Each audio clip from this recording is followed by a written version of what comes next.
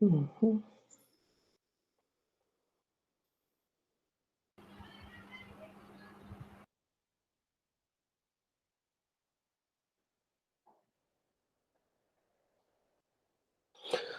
Okay, so Bismillah Rahman Rahim.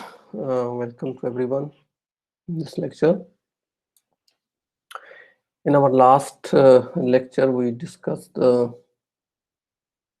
basically some overview of data mining and what data mining is, how data mining is different from normal programming, what could be data mining and what could not be data mining. And then we discussed many applications, okay, of data mining. And we basically discussed in detail the shopping cart, and we discussed how the association rule mining, that's useful, okay, and what's basically support and confidence, particularly when we considering the application of data mining, which is rule mining, that's very appropriate in retail data, right?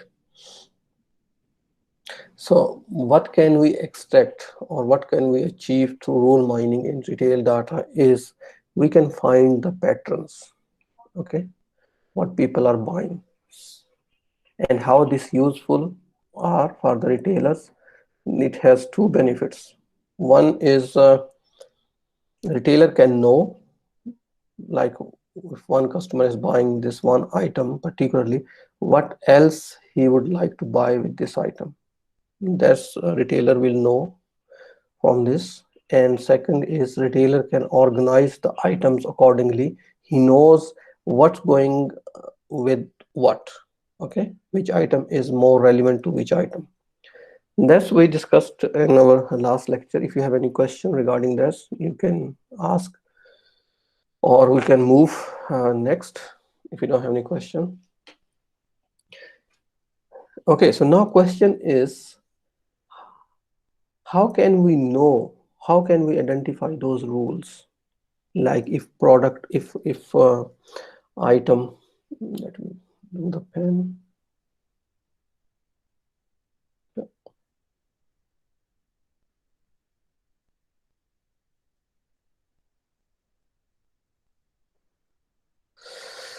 So if item X and Z, suppose this is the rule, how do we know that this rule exists? Okay, whether people who are buying X and Y, X, well, X and Y, they will buy Z. How they will know? In data mining, we have some techniques that helps us to identify these patterns. Okay, and the main agenda of our today's lecture is to use those techniques, and we'll see how can we determine the popular rules, okay, and we can find association rules. So association rule mining, finding rules based on support and confidence. First thing is we cannot find, or it is very hard to find the rule for every single item in the shopping cart. Okay. So it is better to ask the retailer, what is your threshold? What item you want to say that these are frequent items? And what items you want to include in your rule mining, in your association rule mining? And these two rules, they are related to two terms.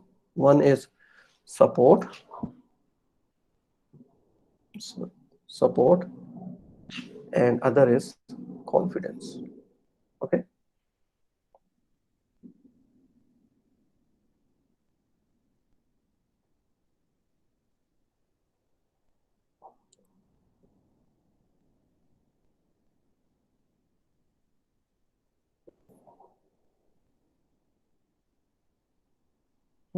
Just give me 1 minute.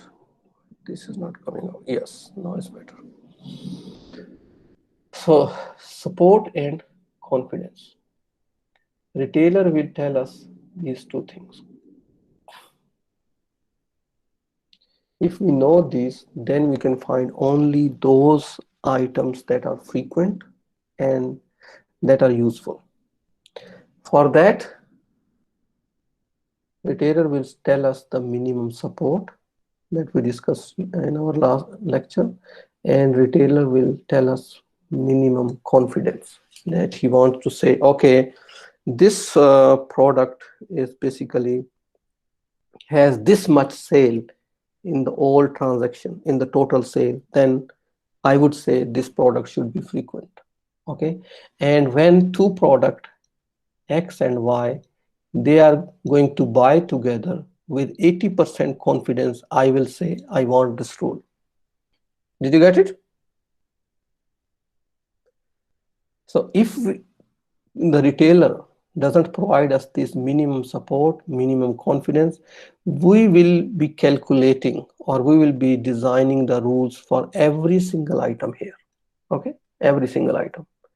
But in this case, there could be option that most of the rules are not useful because they are not very popular.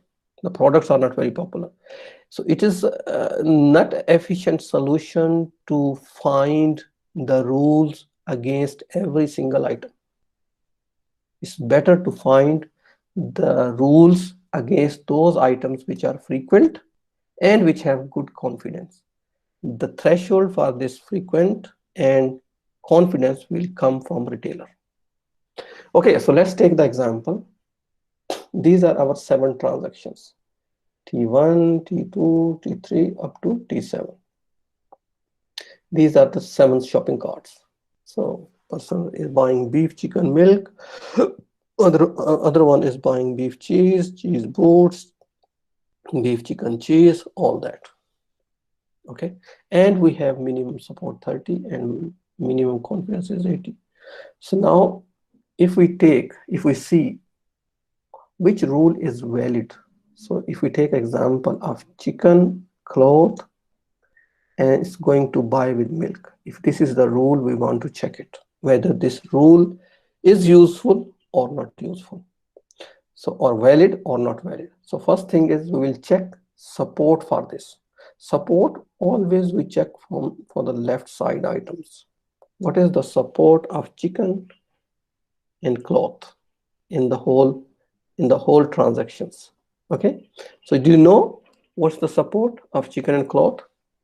We need to see how many times chicken and cloth they comes together, okay, in the whole transactions. So chicken and cloth 1, chicken and cloth 2, chicken and cloth 3. Okay, no chicken and cloth together except these 3, right? So in these 3 transactions, chicken and cloth, they are repeating together. So the support formula is how many times they appeared together, divide by total number of transactions. It will give you support, which is 42.84%. Is it clear? Sir chicken cloth और milk तीनों को देखना है ना? नहीं, सिर्फ chicken cloth को बस. हमेशा जो राइट वाली साइड है ये कॉन्फिडेंस में देखी जाती है. ओके, सपोर्ट में आपने सिर्फ लेफ्ट साइड देखनी है. ठीक है sir. Okay, now this is support. Is this now you will left? Sorry, Sir, as you are mentioning on the left side, there can be 1 item, 2 item, or 3 item, any set of items on the left side. Any set of items, yes. Okay, in the confidence you will see. अब आप right side को भी लेंगे. Now you will see when chicken and cloths are bought. Sorry, when milk is bought, how many times chicken and cloth also bought? Now you see chicken, cloth, milk is bought. Chicken, cloth, milk is bought. Chicken, cloth, milk is bought. So there's no such way that chicken and cloths bought without milk. Okay, so it means there are the 3 transactions yeah, there are three transactions where chicken and clothes are bought with milk. Okay, and total again three. No such transactions where we have chicken, cloth, and milk except these three. Okay, so chicken and cloth. If we find chicken and cloth here, suppose chicken and cloth, then the divider will become 4. Okay, but now in this case we have three transactions where chicken, cloth are bought with milk, and also three transactions where chicken and cloths are bought. Doesn't matter it's milk or not. So then 3 by 3 mean 100%. So confidence is 100%. This is a very good rule. Mean there's not a single time happen that one person buy chicken and cloth and he didn't buy milk. Whenever any person bought chicken and cloth, he or she also bought milk. It means this confidence tells us the effectiveness of the rule, whether it's a good rule or it's weak. Okay. So same, another example, cloth to milk and chicken is also valid. It's not necessary that on the left side there can be only two items. It is possible on the right side there can also be two items. Okay.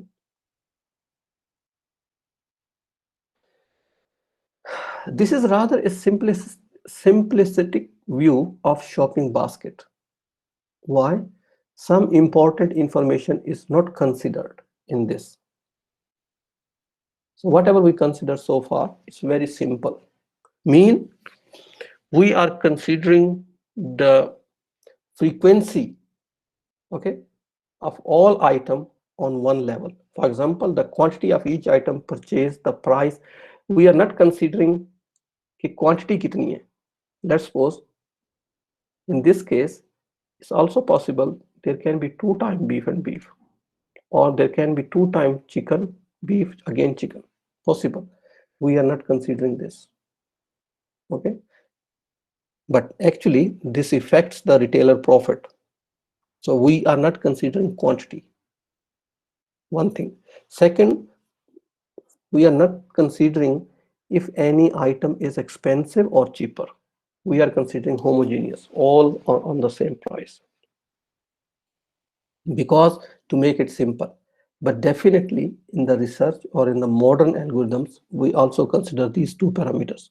We consider the quantity, क्योंकि अगर आपका एक chicken खरीदा है, okay, if it generate I would say 50 rupees profit for the retailer. If anyone buy two chicken, then definitely he will get 100 rupees profit, right? So quantity matters actually. But to make our rule simple, we are not considering this. Similarly, एक चीज है जो chicken है, which is 400 rupees kg, right? Per kg. While bread may be 100 rupees per kg. Sorry, 100 rupees for one packet. So it matters. Definitely the retailer will earn more profit in chicken, comparatively less profit in bread. Why? The reason is the price of the bread is lower, is small, is less. So in the beginning or at the initial level, we are not considering that. That's why he's saying here, this is rather a simplistic view of shopping basket. Some important information is not considered. Did you get it? Yes, sir. Yes, Okay. sir. Yeah, there are large number of rule mining algorithms. Now, to find these rules, to find the patterns, those patterns which fulfill the requirement of minimum support threshold and minimum confidence threshold, there are some algorithms to find these rules. How can we find these rules? So we have three different algorithms: a priori algorithm, mining class. आप में से कितने हैं जिनको a priori algorithm आता है या पता है कुछ? Anyone knows about a priori algorithm?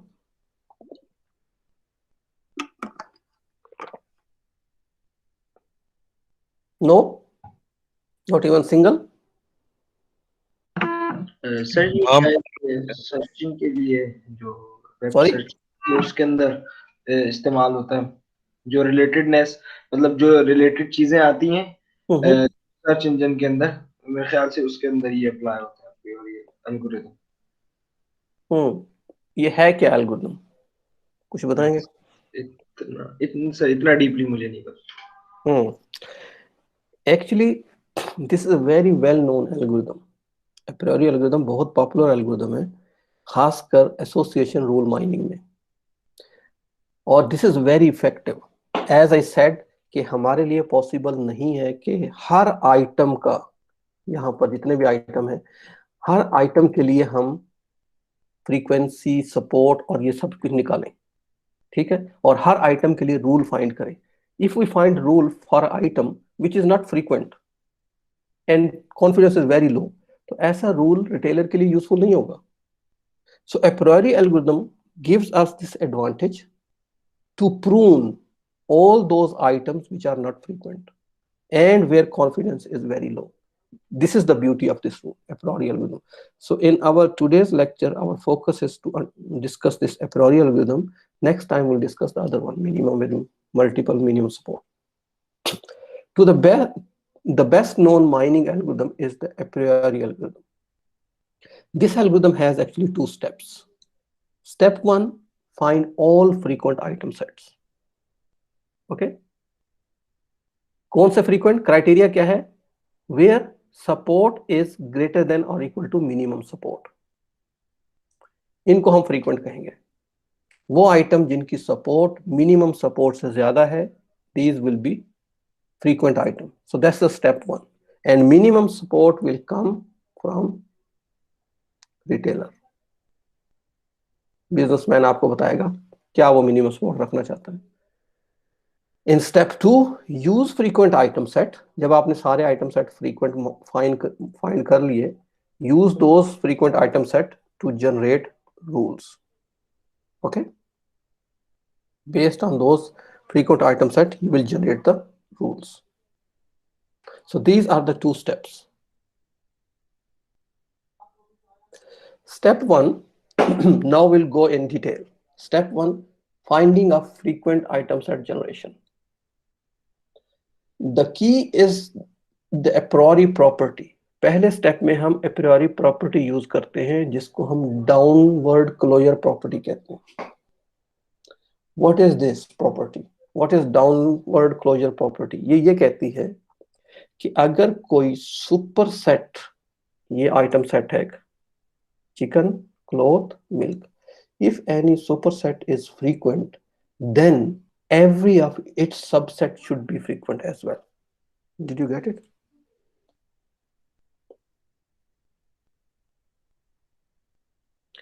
If any, again I'm repeating this, if any item set is frequent, then all its subsets should also be frequent. That is downward closure property. Any subset of a frequent item set is also frequent item set. For example, if we take minimum support 30%, then chicken, cloth, milk is frequent, and you can check all its subset like chicken, cloth, chicken, milk, cloth, milk, it can be more, and then further subset of these chicken, cloth, milk, they also should be frequent. जी, बात समझ आई कि नहीं? This subset will include there is any limitation on the number of items, like the subset can be of 2 items or single item? Any subset, ये तो math है। आपके पास देखें math में एक ये सेट है, ये एक सेट है 3 आइटम का, इसके जितने भी आप सबसेट बना सकते हैं, every subset should also be frequent. ये क्लोजर प्रॉपर्टी कहती है।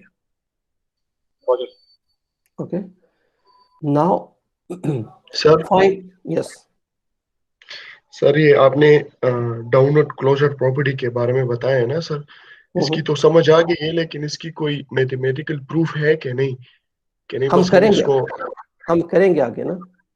ठीक है हम सर। इसी के उसमें मैं आपको बताऊंगा कि अगर कहीं पर ये वैलिड नहीं है तो वो आइटम सेट फ्रीक्वेंट ही नहीं रहेगा। ओके सही है, क्योंकि सर अभी अभी तक तो मुझे लगा है ना पर्सनली कि ये एक रेयर केस में होगा कि अगर सुपर सेट है उसकी फ्रीक्वेंसी ज्यादा है तो उसके सबसेट की भी फ्रीक्वेंसी ज्यादा होगी। तो देखते हाँ, हैं यही बिल्कुल। तो रूल तो यही कहता है। वो यही कहता है कि अगर आपने कोई ऐसा सबसे, अब इसकी मैं वो कर रहे हैं जो ये एक थ्योरम है, ठीक है, कि अगर ये सुपर सेट फ्रीक्वेंट है तो इसका हर सबसेट फ्रीक्वेंट होगा। अगर आप इसकी क्रॉलरी इसको गलत प्रूफ कर देते हैं, if you find any subset that is non frequent, तो आपका सुपर सेट भी फ्रीक्वेंट नहीं रहेगा फिर, ठीक है, क्योंकि आपने सही है। उस थ्योरम को वायलेट कर दिया, साबित कर दिया। Finding frequent items, find all. अब आपने पहला स्टेप हमने करना है जिसमें हमने सारे फ्रीक्वेंट आइटम फाइंड करने हैं। Find all one item frequent. सबसे पहले आपने काम स्टार्ट करना है साइज 1 से, एक item, then 2 items combination etcetera. तो आप एक आइटम से स्टार्ट करेंगे, then you will take 2 items, then 3 items and so on. In each iteration के only consider item that contains k minus 1 frequent item set। ये यूं है कि लेट्स सपोज आपने पहले ये फाइंड करना है कि x फ्रीक्वेंट है कि नहीं है, ठीक है जी, x1 आई वुड से। दूसरे आइटरेशन में you will find x1 and x2 are frequent और नॉट। अब you know already that x1 is frequent. हर आइटरेशन में आपने एक नया आइटम ऐड करना है। Now you will see whether x1 x2 combinedly are frequent और not. Next x1 x2 x3 subject to x1 and x2 are already frequent, whether now these three are frequent। यहां पर यही चीज कह रहा है कि जब आप k आइटरेशन पे पहुंच जाएंगे तो you will have x1 x2 x3 so on xk minus 1 and xk। you are checking in kth iteration that this whole combination is frequent or not, while up till here they are already frequent। got it? Yes, sir. Optimization, the algorithm assumes that items are sorted in lexical। हाँ, लेकिन इसमें हमने assume करना है कि और item जो हैं वो sorted हो। How? The order is used throughout the algorithm in each item set। W1 W2 WK represent a key item set, W consisting of items W1 W2 WK, where W1 is less than W2, is less than W3, is less than WK। Okay, they should be all in sorted in lexicographic order। That's important, we'll see this in the example। so let's take initial step। in initial step find frequent item set of size 1। जिस तरह मैंने आपको पहले बताया कि सबसे पहले we will start finding frequent item with length 1, with size 1। then we start generalizing it for k is equal to 2 and greater। उसके लिए हमें 2 स्टेप करने हैं। पहला, क्योंकि साइज ही एक है, तो you will just straight away check whether it's frequent or not। now when you have 2 item sets, then you have these 2 rules। one is ck, candidate of size k। तो हमारे पास जब भी लेट्स सपोज 2 आइटम बनेंगे, मैंने आपको बताया कि x1 and x2, if there are 2 item, this will be c2। 2 candidate हैं, हमने ये चेक करना है कि क्या ये दोनों फ्रीक्वेंट हैं कि नहीं, जबकि x1 have already is frequent। okay, so candidate of size k, those item sets of size k that could be frequent given that fk minus 1 are already frequent। Her iteration में आपने एक item नया add करना है, ठीक है, और make sure करना है उस आइटम से पीछे जितने भी आइटम हैं they have already been proved as a frequent. Okay, so F K those item set that are actually frequent. अब need to scan the database. अब जब आपने एफ के कर लिया कि इफ योर सी के इज कन्वर्टिंग इनटू एफ के, mean the kth item is also frequent, then you will check every item of fk which should be subset or equal to ck, that you need to see whether fk is frequent or non-frequent. For that you need to scan the database. Let's take an example of that. First I can tell you the generalization process, and then I will present the example. Generalization of candidate uses fk minus 1 as input and return a superset of the set of all frequent k items. It has two steps. अब आपने fk minus 1 तक frequent है, आपने इसमें एक और item add करना है kth one. Okay, whether fk will be frequent after that or not. So for that you need two steps, further two steps. One step is called join, other step is called prune. Join step generate all possible candidate items ck. जब तक join में हम इसको ck कहेंगे क्योंकि ये candidate है, अभी proof नहीं हुआ कि frequent है कि नहीं है. This is a candidate. Candidate items at ck of length k. For example, ik is k item. You are joining ak minus 1 and bk minus 1, where ak minus 1 is I1, I2, ik minus 2 and ik minus 1 item, and bk minus 1 is I1, I2, ik minus 2, I prime k minus 1. अब इन दोनों set में देखें यहां तक same है item k minus 2 तक, only last item is different. ठीक है, मैंने आपको बताया था कि when you are checking the candidates, when you are joining, you assume कि यहां तक already frequent हो चुके हैं, and then you will join the last item, and this should be in order. ik minus 1 should be less than ik minus 1 prime, then ik is equal to I1, I2. तो अब हमने इन दोनों को join कर लिया. Did you get it? ये चीज common थी दोनों सेट में यहां तक, ये दो आइटम डिफरेंट थे and they are now joined. This is called first step or joining step. Second step is pruning step. Prune step removes those candidates in ck that do not respect the downward closure property, जो कि मैंने आपको बताई थी. हम वो candidate remove कर देंगे ck में से which doesn't fulfill the downward closure property characteristics. Include k minus 1 non-frequent subset. Okay, जो हमने k minus 1 ये ऐड किया है, including that one. Let's see how we do that. I think इस एग्जाम्पल के बाद आपको इस बड़ा क्लियर हो जाएगा. Let's say हमारे पास F3 पे हम पहुंचे हुए हैं, थर्ड आइटरेशन पे, और हमारे पास ये फ्रीक्वेंट आइटम है इस वक्त 1 2 3 1 2 4 1 3 4 1 3 5 2 3 5. These item sets they are frequent. ठीक है जी. अब हमने यहां से आगे जाना है एक स्टेप. 3 आइटम सेट तक हम जा चुके हैं, अब हमने 4th आइटम सेट तक जाना है. हमने फाइंड करना है कि combination of 4 items is frequent or not frequent. Got it? 3 item set के combination ये frequent है. They have given us this. Okay, so इसमें पहला स्टेप जो हमने डिस्कस किया, we'll do joining first and then we do pruning. Try joining each two candidate from F3. अब F3 से हमने हर दो सेट को ज्वाइन करना है, लेकिन सिर्फ वही ज्वाइन होंगे जिसमें आखिरी एलिमेंट के अलावा बाकी कॉमन हो.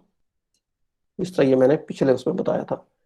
If you see here, ak minus 1 and bk minus 1 can only join if I1, I2 up to ik minus 2 they are same in both sets. Only the last item is different. इसमें ik minus 1 है, इसमें ik minus 1 prime है. Okay, so here same condition. तो आपने 1 2 3 को let's try to join 1 2 3 with all other combinations. 1 2 3 के बाद कौन से बचेंगे यहां पर? 1 2 4 1 3 4 1 3 5 2 3 4. राइट? बात समझ आ रही कि नहीं, बोलें? सर आ रही है, लेकिन सर अगर लास्ट वाला भी सेम हो जाए तो फिर कैसे लास्ट वाला कैसे?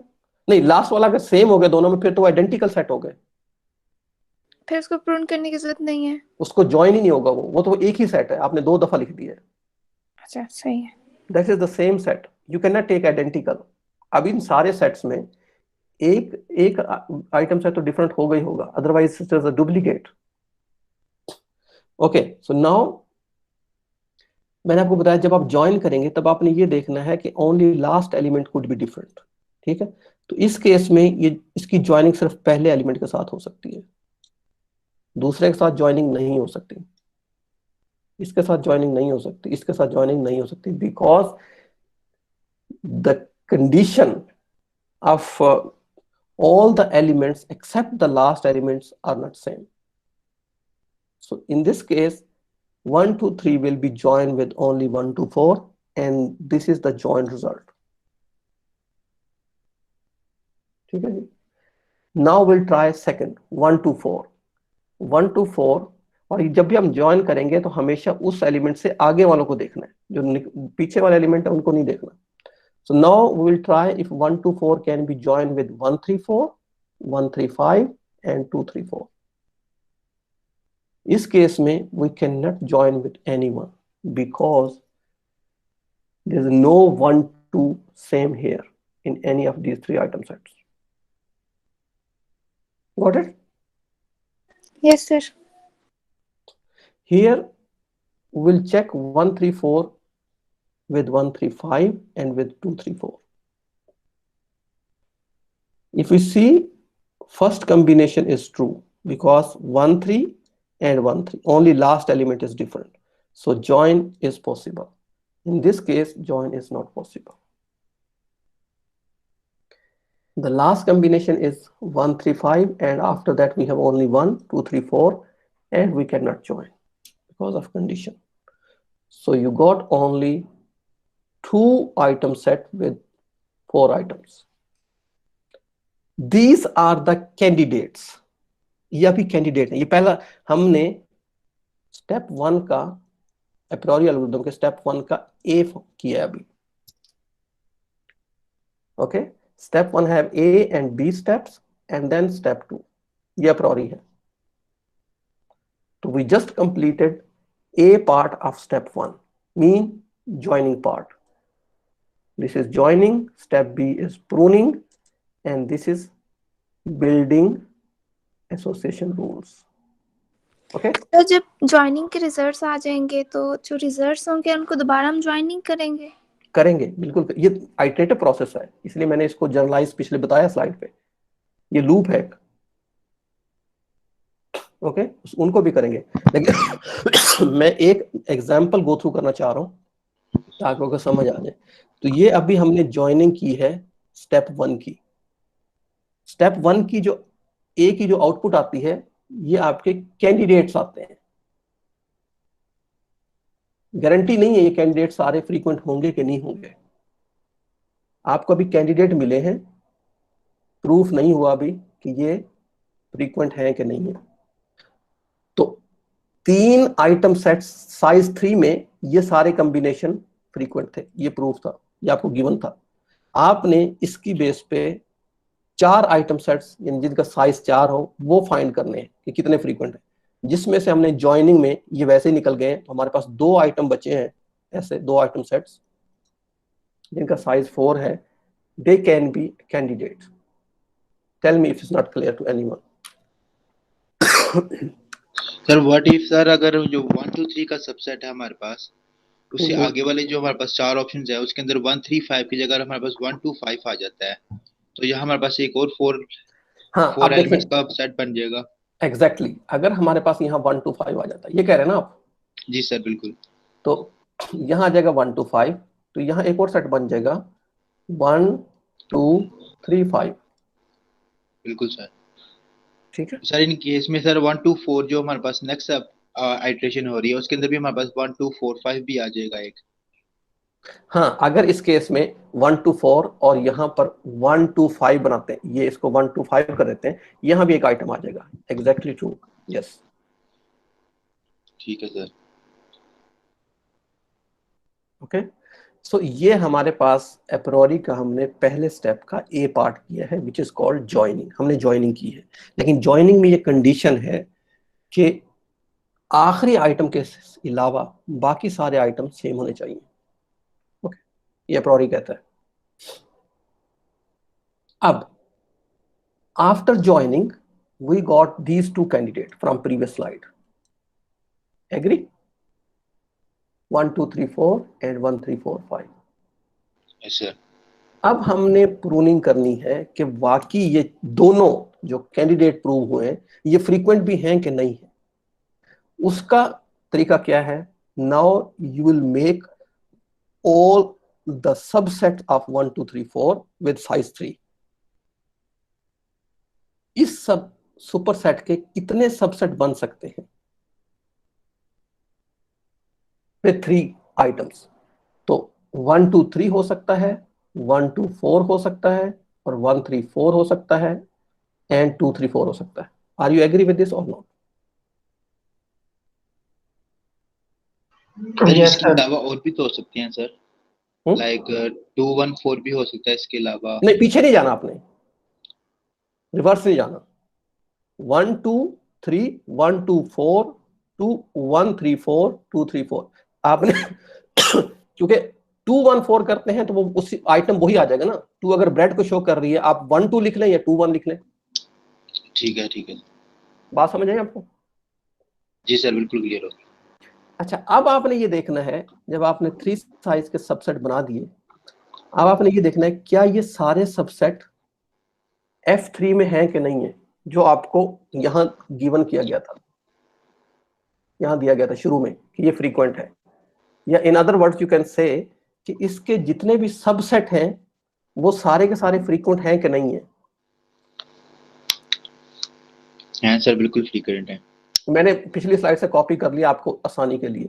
अब देखिए 1 2 3 यहाँ है, 1 2 4 यहाँ है, 1 3 5 4 यहाँ है, 2 3 4 यहाँ है। ठीक है, इसमें 1 3 5 एक्स्ट्रा है, नो प्रॉब्लम। अब ये क्या बता रहा है, मैंने ये क्यों किया, कोई बताएगा? Why I make the subset and check here with F3? Who क्योंकि will sir tell me? Apriori rule के मुताबिक हमारे पास जो इसके सबसेट है वो फ्रीक्वेंट होने चाहिए। अगर सबसेट फ्रीक्वेंट सर नहीं होंगे तो वो अप्रूव क्लोजर नहीं होगा। प्रॉपर्टी। Yes, exactly. ये हमने क्लोजर प्रॉपर्टी चेक की है। क्लोजर प्रॉपर्टी ये कहती है कि इसके जितने भी सबसेट बनते हैं ना वो सारे फ्रीक्वेंट होने चाहिए। बात समझ आ रही है? और इसके हमने चेक कर लिया, ये सारे सबसेट बने थे और ये सारे के सारे फ्रीक्वेंट निकले हैं। इसका मकसद है कि ये सुपरसेट भी क्या होगा, फ्रीक्वेंट होगा। Now it's not a candidate, it's proved, now it's a frequent. Is it clear? Yes sir. अब तक ये कैंडिडेट था, अब ये प्रूव हो गया है कि it is not candidate anymore, it is frequent now. अब यही चीज हम चेक करते हैं सेकंड सुपरसेट जो कि हमने 4 एलिमेंट का हमें मिला था, ये दिस वन 1 3 4 5। इसके अगर आप कॉम्बिनेशन बनाएं with size 3, so then will be 1 3 4 1 3 5 1 4 5 and 3 4 5। अब आप ये देखें कि इसमें आखिरी 2 सबसेट ऐसे हैं जो आपकी इस लिस्ट में नहीं है कि नहीं? राइट? तो यहां you basically closure property is invalid. You found the superset, subset that is not frequent. And if closure property does not fulfill here, we can say this superset जो आपने candidate find किया था पिछली slide पे, it is not frequent anymore. Disapproved. Tell me now. Sir हमने यहाँ पे 3 length की सबसेट्स क्यों ली हैं? वो तो मैंने स्टार्ट किया है, स्टार्ट तो आप फर्स्ट लेंथ से ही करेंगे, सिर्फ समझाने के लिए मैंने दरमियान से स्टार्ट लिया है। Will start from first always. ठीक है, आगे सर ये एग्जांपल। फ्रीक्वेंट नहीं है तो कैंडिडेट ही रहेगा क्या? नहीं, कैंडिडेट है। अब हमारे फ्रीक्वेंट पास तो नहीं है ना, तो मैं ये पूछना चाह रही हूँ तो फिर ये कैंडिडेट ही रहेगा? ये एलिमिनेट हो जाएगा, बस खत्म हो गया, आगे नहीं जाएगा। ओह सही है। हमारे पास ये पोटेंशियल कैंडिडेट बना था, but it could not fulfil the closure property, so that's we have to exclude it now. ठीक हो गया जी? सर एक क्वेश्चन है। यस। सर ये जो F3 हमें जिस तरह दिया था एसोसिएशन रूल में, पहले हमने जब देखा था तो हमने ये कहा था कि वो जो फ्रीक्वेंसी है कि कितना कोई आइटम फ्रीक्वेंट है वो रिटेलर से हमें मिलती है। तो ये जो नहीं है नहीं नहीं, रिटेलर से आपको मिनिमम थ्रेशोल्ड मिलता है, मिनिमम सपोर्ट और मिनिमम कॉन्फिडेंस। देखिए वॉलमार्ट में लेट्स सपोज 2 मिलियन प्रोडक्ट पड़ी हैं, ठीक है, वॉलमार्ट स्टोर है, उसके पास कोई प्रोडक्ट की कमी नहीं है, it could be in millions. तो is this good solution to find the frequency of every single item in the 2 million products? No. तो इससे बेहतर है कि you can ask the organisations कि आपका मिनिमम रेवेन्यू पे आप कहां कंप्रोमाइज करते हैं, what should be your threshold और कट ऑफ। तो वो हमें बताएगा कि मिनिमम सपोर्ट मैं इतनी रखना चाहता हूं, मिनिमम कॉन्फिडेंस, लेट्स सपोज मैं कहता हूं मैं बहुत हाई कॉन्फिडेंस भी नहीं रखना चाहता, बहुत लो भी नहीं रखना चाहता। बहुत हाई कॉन्फिडेंस तो ये होगा कि सिर्फ और सिर्फ वो एसोसिएशन रूल्स आपके सामने आएंगे जिसके अंदर 100%, जिस तरह हमने यहां पर मैंने दिखाया था,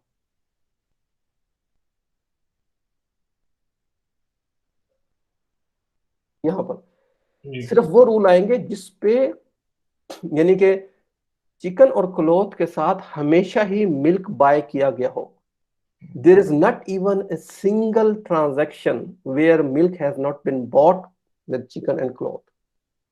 अब इस केस में अगर आप कॉन्फिडेंस 100% रखते हैं ना, एज ए मिनिमम कॉन्फिडेंस, ये भी गलत है।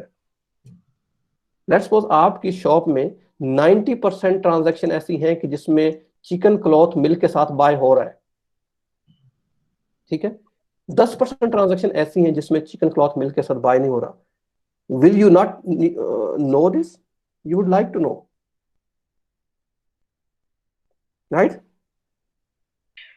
सर मैं इसको इस बात से रिलेट करना चाह रहा था कि ये जो F3 की जो मतलब ये वैल्यू आई है हमारे पास, ये हमें प्रोवाइड की जाएगी या जस्ट हम ये खुद अखज़ करेंगे? नहीं नहीं, ये जो F3 की वैल्यू है, ये इसके पीछे 2 आइट्रेशनें हो चुकी हैं जो कि मैंने शो नहीं की। एक्चुअली ये स्टार्ट, मैंने यही तो बताया आपको, F1 से स्टार्ट करेंगे हम, फिर F2 होगा, फिर F3 होगा। सिर्फ फिर तो F5 तक जाना चाहिए और उसके बाद प्रूनिंग होनी चाहिए थी। क्यों? सर इसमें 5 आइटम्स हर कॉम्बिनेशन आपने करने हैं ना, चेक करने हैं इसके। अब यहां से देखें, अगर आपका एक कैंडिडेट यहीं पर ही प्रून हो गया, ये प्रून हो चुका है, एग्री, मतलब सॉरी अगली स्लाइड, ये प्रून हो गया, इसको फर्दर लेके जाने की जरूरत क्या है? इट शुड प्रून तो एट सर दिस। फिर हर ज्वाइन के बाद हम पहले प्रूनिंग करेंगे? Yes yes, okay. मैंने आपको बताया ना, ये आपको हाँ मैंने कहा था,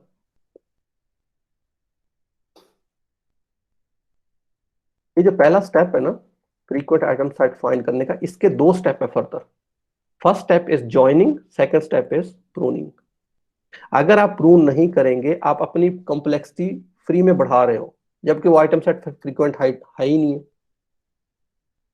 सो why you want to take this for the 5th combination? Okay sir. Okay,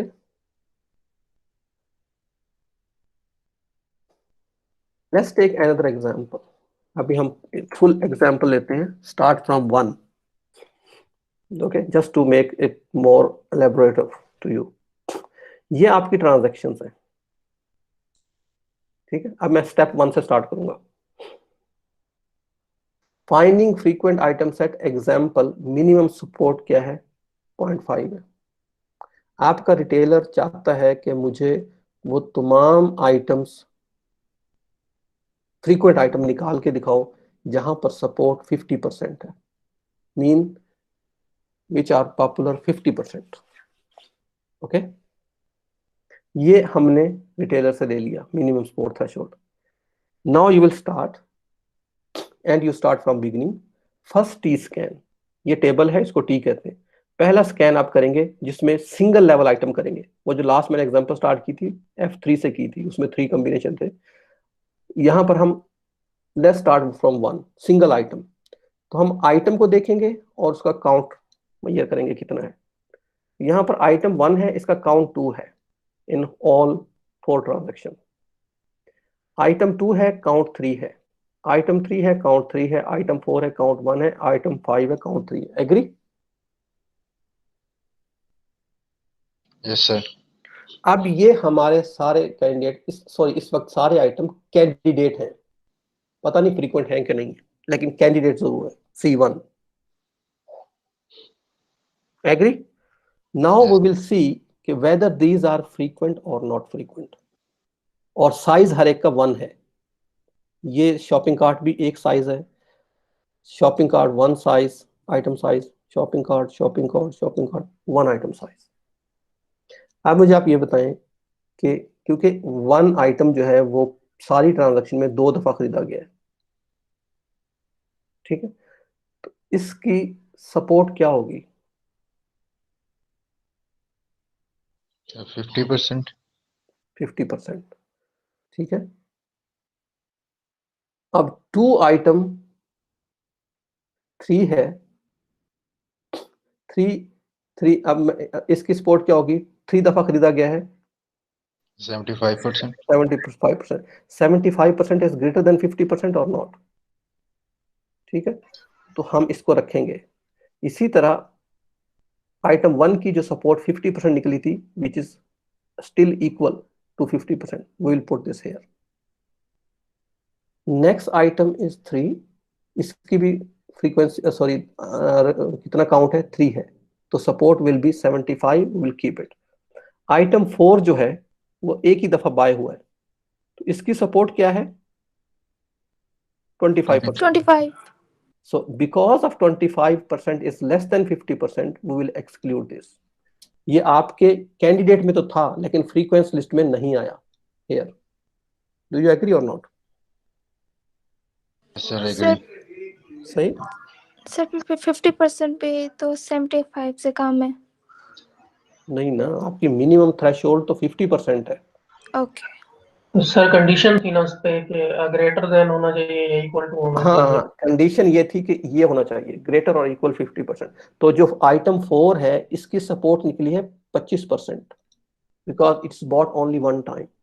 So 25% is less than 50%. So that's why this got removed here. ये शुरू में कैंडिडेट की लिस्ट में था, but it is not frequent anymore. Do you agree? Yes sir. So now we got this list of frequent items. अब आगे चलें। C2 generate करने के लिए हमें वही 2 स्टेप करने पड़ेंगे। ये A स्टेप है ज्वाइनिंग, ये B स्टेप है pruning. But now we will use F1 as an input. Agree? So अब F1 में हम क्या करेंगे? इनके कॉम्बिनेशन बनाएंगे। बिकॉज ये पहली आइट्रेशन है तो इसमें F1 का हर एलिमेंट सबसे ज्वाइन हो सकता है। ये कंडीशन है वो ज्वाइनिंग की, अगर आपको याद हो कि आखिरी एलिमेंट के अलावा बाकी सारे एलिमेंट सेम होने चाहिए, ये ज्वाइनिंग की कंडीशन है। बट इसमें है ही एक एलिमेंट, तो that could be different even. Okay, so joining phase would be 1 to 2, ये ज्वाइन का एक कॉम्बिनेशन बन जाएगा 1 3 1 5 2 3 2 5 3 5। Are you agree with this और नॉट? ये ज्वाइनिंग हो गई। Yes sir. ओके। ओके, तो आपके पास अब प्रूनिंग करनी है इसकी। अब प्रूनिंग क्या करनी है? क्या इसके जितने भी सबसेट बनते हैं उसमें हम प्रून इसी तरह करते हैं ना, जितने भी सबसेट बनते हैं क्या वो फ्रीक्वेंट हैं कि नहीं है। अब 1 और 2 का सबसेट क्या बनते हैं? 1 और 2 अलग अलग हो जाएंगे। 1 और 3 का क्या बनते हैं? 1 और 3। 1 और 5 के क्या बनते हैं? 1 और 5। तो ये सारे हम प्रूव कर चुके हैं F1 में, ये सारे फ्रीक्वेंट है। अगर कोई भी कॉम्बिनेशन यहां आता ना 4 के साथ, then it was not frequent. जी क्लियर? नहीं सर ये बात नहीं समझ आई। ये वो स्टेप कर रहे हैं हम जो यहाँ किया था हमने हमने इसके सबसेट बनाए थे ना 1 2 3 4 के सारे सबसेट बनाए थे और चेक किया था कि ये फ्रीक्वेंट है कि नहीं है। फिर 1 3 4 5 के सारे सबसेट बनाए थे और चेक किया था कि ये सारे सबसेट फ्रीक्वेंट है कि नहीं। मैं वही कर रहा हूं यहाँ पर। बेसिकली 1 और 2 के क्या सबसेट बन सकते हैं? सर हमने F1 के सबसेट्स बना लिए हैं। हमने C2 के सबसेट बनाए हैं। जो भी आपका C2 कैंडिडेट बना था ना, अब ये दूसरी आइटरेशन चल रही है, ठीक है। सर ये आपके C2 आ गए। अब इसके सबसेट क्या बन सकते हैं? 1 और 2 का सबसेट क्या होंगे? 1 2 1 होगा और 2 होगा, यही नहीं बनते? ठीक यस है। सर एक तो बात है सर। 1 भी फ्रीक्वेंट है, 2 भी फ्रीक्वेंट है। तो 1 2 is a frequent, it's not candidate anymore, it's a frequent now. Similarly 1 और 3 के सबसेट 1 बनेंगे और 3 बनेंगे। 1 भी यहां है, 3 भी यहां है, तो that will be a frequent, not a candidate anymore. जी समझ नहीं आई? सर ये सर सब में इसको होना हम चाहिए था। सारे इंक्लूड हो जाएंगे बिकॉज कोई भी ऐसा सेट यहां नहीं है जिसमें 4 होता। 4 अगर होता 4 कॉम्बिनेशन में नहीं आता, F1 में नहीं है, लिहाजा वो एग्जाम्पल होता, लेकिन 4 आया ही नहीं है यहाँ पर। सर इसको हम मैनुअली भी कर सकते हैं सर के हर ट्रांजैक्शन के अगेंस्ट हम ये चेक करें और उसकी फिर मिनिमम सपोर्ट देंगे। लेकिन इसमें हाँ ये है हाँ कि हाँ, ये भी, this is very good point. आप हर ट्रांजैक्शन में जाके भी ये कर सकते हैं, ठीक है। लेकिन क्योंकि आपने पहले से ही निकाली हुई है सपोर्ट इन आइटम की, उसको यूज क्यों नहीं करते?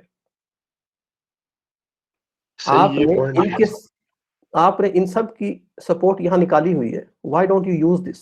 That's the apriori beauty. ठीक है जी, ओके। यस नाउ अब आपके पास अगला स्कैन आ गया। 1 2 आ गया, 1 3 आ गया, 1 5 आ गया, 2 3 आ गया, 2 5 आ गया, 3 5। अब आपने देखना है, दूसरा स्कैन करना है टेबल से, ठीक है। अब 1 2 कितने दफा रिपीट हुए कंबाइनली?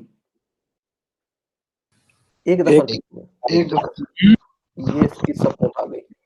1 3 कितने दफा रिपीट हुआ है? 2 दफा। 1 और 5 कितने दफा रिपीट हुए? 1 दफा। 2 और 3 2 2 5 3, ये सब। अब इसमें से क्योंकि मिनिमम सपोर्ट हमारी कितनी है, थ्रेशोल्ड 50%। अब ये C2 कैंडिडेट जरूर था, बट इसकी सपोर्ट कंबाइनली कम आई है, तो ये आगे नहीं जाएगा।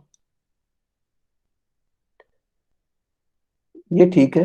1 5 कैंडिडेट था सेकंड स्कैन में, बट इसकी सपोर्ट 25% है, which is less than 50%. This will not go further. Okay, so now other all are fine. So candidate में से हमें जो frequent मिले हैं वो क्या मिले हैं? 1 3 2 3 2 5 and 3 5. These are only frequent for item set size 2.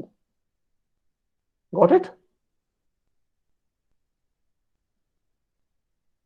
Size 2. Sir ये जो मिनिमम सपोर्ट है ये गिवन होगी? मिनिमम सपोर्ट आपको बताएगा रिटेलर कि मैंने कितना थ्रेशोल्ड रखना है। वो कितना भी रख सकता है। इस केस में उसने 50% रखा हुआ है, ठीक है। अब आपने अगला स्कैन, अगला प्रोसेस करना है, F2 से F3 पे जाना है। कैसे? फिर ज्वाइनिंग होगी और प्रूनिंग होगी। वी कुड जो अब आप सारे ज्वाइन नहीं परफॉर्म कर सकेंगे क्योंकि आइटम 2 हो गए। When you join, now you will C only the last element should be different. तो 1 3 जो है वो 2 3 से ज्वाइन हो सकता है? Tell me no sir. Why? No sir. Sir because 1 नहीं है इसमें और 3 सेम आ रहा है लास्ट। यस, बिकॉज 1 सेम नहीं है। लास्ट 1 आइटम 3 1 3 किसी से भी ज्वाइन नहीं हो सकता because no such set is there whose first element is 1, ठीक है। So we could join 1 3 only with 1 and 4 and 1 and 5, but they are not there, so it means 1 3 cannot join. The only possible join in F2 are 2 3 and 2 5. Okay, that's it, no other join, and resulting would be 2 3 5. Clear? इसके अलावा और कोई join नहीं होता। Yes sir. Yes sir. इसको आप समझ लें गौर से, अगर किसी को क्वेश्चन है, आपने ज्वाइनिंग के वक्त ये देखना है, मैंने आपको बताया था कि आखिरी सिर्फ एलिमेंट डिफरेंट हो सकता है, उससे पहले सारे के सारे एलिमेंट डिफरेंट, इसमें है ही एक दो एलिमेंट है, तो आपने आखिरी को डिफरेंट देखना है, पहला सेम होना चाहिए। तो आपके पास ये एक कॉम्बिनेशन है जिसमें 2 2 सेम है, 3 and 5 are different, so your join would be 2 3 5। अब ये ज्वाइनिंग हो गई। अब आप करेंगे प्रूनिंग। प्रूनिंग में हम क्या करते हैं बताएं? सर सबसेट्स देखते हैं उसके। जी, उसके सबसेट बनाएंगे। 2 3 5 के सबसेट क्या बनते हैं? 2 3 2 5 3 5। इनको देखेंगे ये F2 में है कि नहीं है। चेक करेंगे फ्रीक्वेंटली यूज हो रहा है कि नहीं। यस, तो 2 3 भी F2 में है, 2 5 भी F2 में है, 3 5 भी F2 में है। It means C3 is a candidate.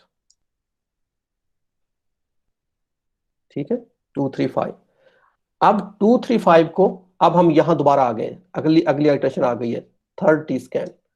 2 3 5 को देखें जी, 2 3 5 कितने बार रिपीट हुआ है आपके डाटा सेट में? 2 टाइम्स। 2 टाइम। सेकंड और थर्ड में। तो yes, so then support of 2 3 5 is 50%। ठीक है, which is again greater than or equal to minimum support. It means 2 3 5 is frequent. Agree? Yes yes sir. Sir. अब यहां मुझे किसी ने नहीं पूछा कि हम सिर्फ, अब एप्रोरी का इसमें रोल क्या है, इफेक्टिवनेस क्या है। आप ये देखें कि this is because of apriori and the downward closure property. हमने हर लेवल पे कितने कॉम्बिनेशन हम एग्जाम्प्ट करते जा रहे हैं।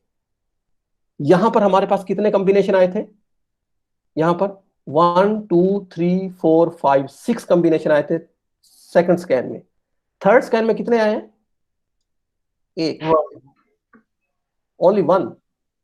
सो how much complexity you are reducing on every next scan, that is apriori. Clear?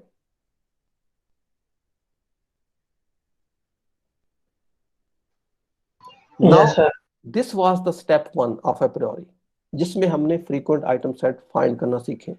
Now the second step is, once we have all the frequent item set, can we generate rules from those? Yes, we can generate rules. So first, frequent item set are not the same as association rule. अभी तक जो आपने measure किया है, that's a half work has been done, not the full work. Rule नहीं बनाया आपने अभी तक, आपने अभी तक सिर्फ frequent item set निकाले हैं. One more step is needed to generate association rules for each frequent item set I, for each proper non-empty subset X of I. Mean अब यहां पर कॉन्फिडेंस का रोल आएगा। So let y is equal to item set, ठीक है, जबकि और divide by this item itself. इसको आगे जाकर हम एग्जांपल से पढ़ेंगे। Confidence of x and y should be greater than minimum confidence. अगर ये चीज वैलिड है तो हम उसको अपने एसोसिएशन रूल में डालेंगे। If it is not valid we will exclude it. Okay, so support और कॉन्फिडेंस के फार्मूले आपको मैं पढ़ा चुका हूं पहले से, you all know that. We will use these on this slide. Let's take rule generation example. अब जिस तरह frequent item में हमने रिटेलर ने हमें क्या दिया था, मिनिमम सपोर्ट दी थी 50%, यहां रिटेलर हमें मिनिमम कॉन्फिडेंस देगा, again 50%. Do you agree with this? Clear? Now retailer yes will sir. tell us the minimum confidence. So again, suppose 2 3 5 is a frequent. ये हमने पहले स्टेप की आउटपुट है। Suppose 2 3 5 is a frequent item set with support 50%. ये हमें पता है, as calculated in step 1. We just have calculated now. Proper non-empty subset क्या बन सकते हैं जी 2 3 5 के? 2 3 2 5 3 5 2 3 5. These are the subset. इससे अलावा और नहीं बनते। अब ये आपके पास डाटा सेट अवेलेबल है सारा, ये हर एक की आप सपोर्ट निकाल सकते हैं। 2 3 की सपोर्ट क्या है जी? 50%। 2 5 की सपोर्ट क्या है? 75%। 3 5 की सपोर्ट क्या है? 50%। 2 की सपोर्ट क्या है? 75%, and so on respectively. Clear? Yes, sir. Now these generate the following association rules. अब आप सारे कॉम्बिनेशन के रूल बनाएंगे और फिर उसमें से देखेंगे कितने क्राइटेरिया को फुलफिल करते हैं, कितने नहीं करते। अब let's suppose one person is buying 2 3 whether he buy 5 or not.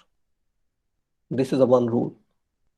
अब इस रूल को हम चेक करेंगे whether we should give this rule to the retailer or not. How? इसका कॉन्फिडेंस चेक करेंगे। कॉन्फिडेंस कितना है? फ्रीक्वेंट हमने चेक कर लिया, हमें पता है 2 3 भी फ्रीक्वेंट है, 5 भी फ्रीक्वेंट है, बट अब हम ये करना चाहते हैं एसोसिएशन रूल में कि ये इकट्ठे बाय होते हैं कि नहीं होते। Did you get it? Step 1 में हमने फ्रीक्वेंट निकाले हैं, जो नॉन फ्रीक्वेंट है उनका कोई रूल फाइंड करने की जरूरत ही नहीं है, जो फ्रीक्वेंट है उन्हीं के रूल फाइंड करना, दैट्स इफेक्टिव और productive. So now we will see. Sir yes sir ये रूल्स जनरेशन जो है ये सर हम अपने इंट्यूशन को देखेंगे बनाएंगे कि नहीं सर? लाइक यहाँ पे आपने 2 3 5 का कहा है, फिर 2 5 3 का कहा है सर। हाँ, हम ये देखेंगे ना। देखें, सारे कॉम्बिनेशन बनाएंगे। 2 3 5 के साथ 5 को मैं कंबाइन कर रहा हूँ, 2 3 5 के साथ मैं 3 को कंबाइन करूंगा, 2 3 के साथ मैं 2 को करूंगा, फिर 2 5 के साथ मैं 2 को करूंगा। जितने भी कॉम्बिनेशन बन सकते हैं, क्योंकि ये हमें पता चल गया ये सारे के सारे फ्रीक्वेंट हैं। ठीक है, अब हमने ये देखना सर है ये इकट्ठे कब बाय होते हैं। जी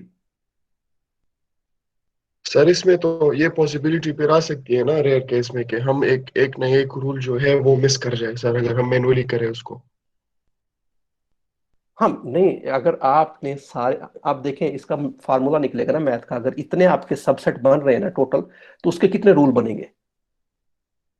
ठीक है, इतने रूल बनने चाहिए। अब उसमें से पॉसिबल है कि सारे के सारे आपके वैलिड रूल ना हो, मतलब ऐसे रूल भी हों जो आपके मिनिमम कॉन्फिडेंस को फुलफिल नहीं करते, वो आप एक्सक्लूड कर देंगे। ठीक है, अभी ठीक आप है एक सर। रूल देखते हैं। ये पहला रूल एज एग्जांपल 2 3 5, लाइक हमारा रूल ये है कि if someone is buying 2 3 whether he will buy 5 or not। तो कॉन्फिडेंस का कितना निकलता है? 100%। कैसे? Support of I mean support of all these item कितनी है? ये पिछली स्लाइड में मैंने फार्मूला आपको पढ़ाया कॉन्फिडेंस का। What is the support of I? I mean whole item set, which is 2 3 5. Support of I is 50%. Support of 2 3 is 50%. Okay, so what we will do in this case, support of I divide by support of 2 3. So 50 divided by 50 equal 1, mean confidence is 100%. This rule is okay. Next, 2 5 and 3. So again the support of I is 2 3 5, which is 50%, but the support of 2 and 5 is कितनी है जी? 75 75%. So 50 divided by 75, 67%. Because 67% is greater than 50%, the rule is okay. Okay, now next rule, 3 5 and determine 2. Again इसका 2 3 5 का support 50% है, I think 3 5 की भी 50% होगी, तो 50 divide by 50, confidence is 100%, rule is okay. So in this way you will find rule of all by looking at the confidence level. I think all rules are fine here, but there can be some rules where confidence is less than 50%. We will exclude that rule at this stage. All rule have support of I 50%. Okay, ये step 2 है अप्रियोरी का, जिसकी base पे हम rules बनाते हैं, where we extract the association rules. So rule generation summary, in order to obtain X and Y, we need to know support of I total and support of X. all the required information for confidence computation has already been recorded. अब आपने हर एक की support निकाली हुई है when you were finding frequent items step 1 में, तो आपको दोबारा भी किसी की सपोर्ट निकालने की जरूरत नहीं है. You can use those values. This is also a benefit of a priori algorithm. No need to read the transaction data anymore. This step is not as time consuming because you know the support of every single item in all combinations. Okay, so that's why second step in a priori algorithm is quite fast. That was the all about a priori algorithm. किसी का कोई question हो a priori algorithm से?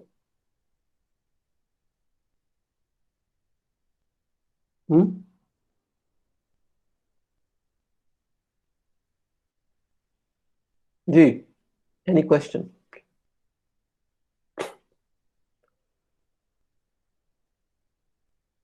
This is very important. Sir ये मे भी आप जो project करेंगे अभी अपने इसमें कोर्स वर्क में, कुछ लोग a priori algorithm यूज करें whenever, particularly when you have time series data or when you have retail data. जी बोले.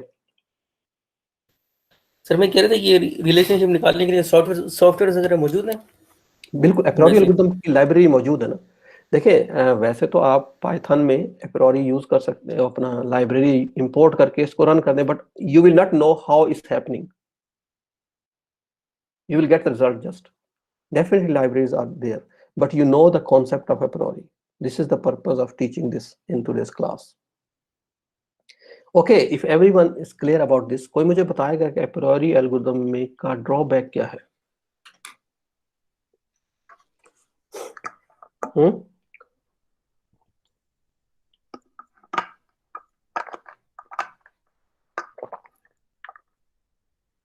जी, do you know what is the drawback of a priori algorithm?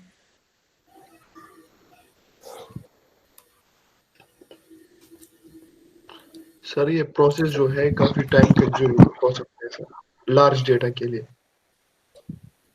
है तो ये efficient, मतलब ये तो a priori algorithm मैंने आपको हमने देख लिया इवन के हर अगले स्टेप में हमने 6 पता नहीं 5 कॉम्बिनेशन एग्जाम्प्ट किए हैं. तो actually the pruning step in a priori algorithm is very efficient. आप बहुत जल्दी प्रून करके लेस डाटा पे पहुंच जाते हैं. यस सर ये टाइम और स्पेस बहुत ज्यादा एक्वायर करता है. टाइम तो वही बात आ जाती है कि I don't agree with this really, because in every step you are pruning a lot of combinations. How do you say this still is very time consuming? Sir quantity वगैरह अगर सर क्वांटिटी वगैरह अगर include किए जाए तो मेरे ख्याल में इसमें ये उसमें अप्लाई नहीं हो सकेगा फिर. हाँ, इसके अंदर दो चीजें देखें जो कि मैंने पहले स्लाइड पर आपको बता भी चुका हूँ कि एक तो ये क्वांटिटी को कंसिडर नहीं करता. ठीक है, अब अगर एक बंदे ने चिकन खरीदा है तो चिकन की क्वांटिटी कितनी है? 3 चिकन खरीदे हैं तब भी ये एक ही काउंट कर रहा है. ठीक है, ब्रेड के 3 पैकेट खरीदे हैं या एक खरीदा है, इट डजंट काउंट 3. अब डेफिनेटली रियलिटी में अगर देखें एक ब्रेड के पैकेट से कम प्रॉफिट होगा रिटेलर को, 3 खरीदेगा कोई ज्यादा प्रॉफिट होगा. एग्री और नॉट? ये चीज इसमें कम है, इसमें that's a deficiency. Other thing is it doesn't differentiate between the expensive item and cheap item. It count because ये काउंट यूज करता है और काउंट में दोनों का काउंट एक ही है. आप एक आई डोंट नो कोई इलेक्ट्रॉनिक की चीज खरीद लें which cost you 5,000 rupees and other thing you are buying bread which cost you 100 rupees. In a priori these two items have same importance. Agree?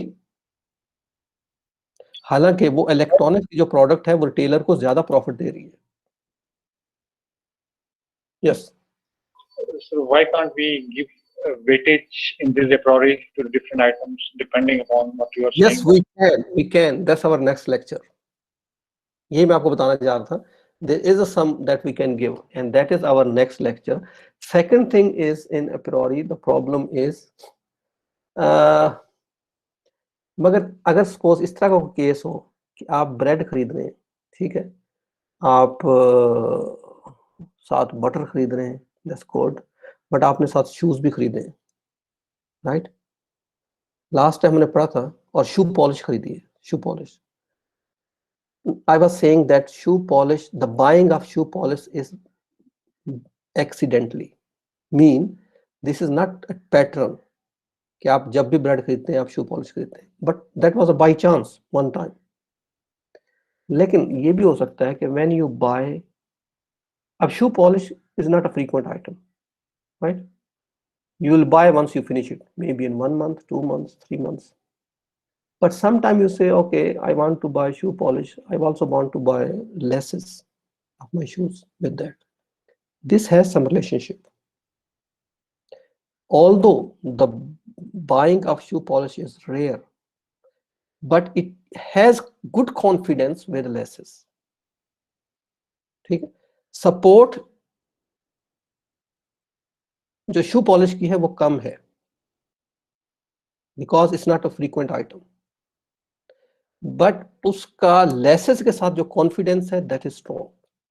Do you agree? Right? But Yes. in a priori, this pattern will be excluded in first step. क्यों? Shoe polish frequent ही नहीं है, तो a priori इसको exclude कर देगा. It only consider frequent items. Okay, so that is the drawbacks in a priori. And for that we have multiple minimum support algorithm, which we will discuss in next lecture. इसका हल क्या है? असल में problem ये हो रहा है कि a priori में सारे एल्गोरिथम के लिए एक ही, हर सारे आइटम्स के लिए एक ही मिनिमम सपोर्ट होती है और एक ही मिनिमम कॉन्फिडेंस होता है, थ्रेशोल्ड. जबकि can we make a priori more intelligent by considering multiple minimum support, like different minimum support for different items, different minimum confidence for different items? Then it will be more intelligent, and it will solve all these issues that we are discussing. Agree or not? ठीक है. अभी आपकी bread and butter की support और जो confidence है, ये अगर हाई है then is fine, but if you put support low and confidence high, तो a priori इनको exclude कर देगा सबको. Okay, a priori will exclude all those. Yes, so that's we will discuss in our next lecture. We'll stop here. So as you have said that it means that we can intelligently program a priori. It is possible to intelligently program a priori. Yes, we can implement a priori, and that's a multi-support, minimum multiple supports. That's the what we are going to discuss in next lecture. कि क्या हम a priori के अंदर multiple minimum support और multiple minimum confidence रख सकते हैं, considering the nature of the items. अब देखें, shoes और laces जो है ना, ये frequent तो नहीं है, but इनका आपस में confidence बड़ा high है. Okay, that can be basically considered in the multiple support frequent items of mining. Okay, so now we have attendance, please. Card.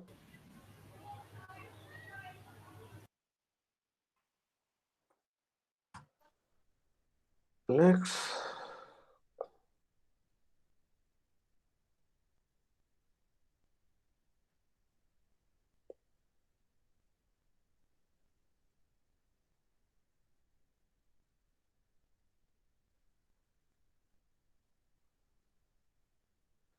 Yes, Mohammed Farhan. Present, sir. Tuba. Present. Saad. Present, sir. Mohammed Kashif. Mohammed Kashif. Mohammed Usama. Yes, sir. Peer Sami. Present. Irfan. Present. Amna. Present, sir. Amina. Present, sir. Ania. Present. Abdurrahman. Present. Mohammed Usama, sorry. Yes, sir. Present. Yes, Saif. Yes, sir. Shahzeb, Present, sir.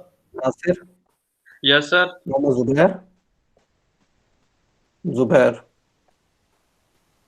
Mashal,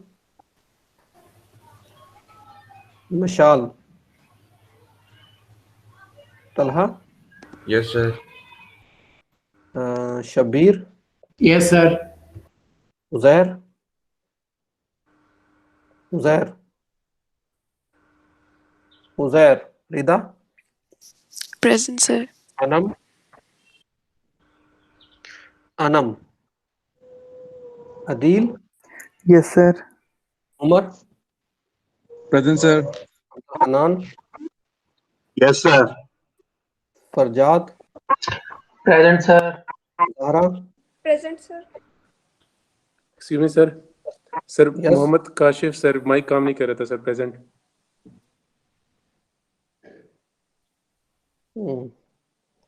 Tasbiha, Yes, sir. Rehan, Yes, sir. Naeem, Yes, sir. Abdul Hai, Present, sir. Ali Hasnain, Present, sir.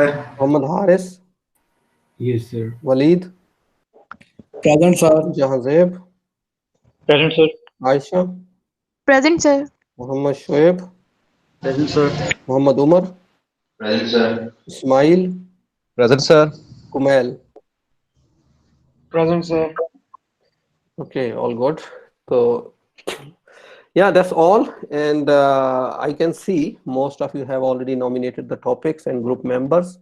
So now I would say okay, you have already started. You should have already started, but if not, please do start your work on that because time is flying and the 9th of April is the last date for that. Okay. Thank you and see you in next lecture. Allah Hafiz. Allah Hafiz, sir. Allah Hafiz, sir. Allah Hafiz.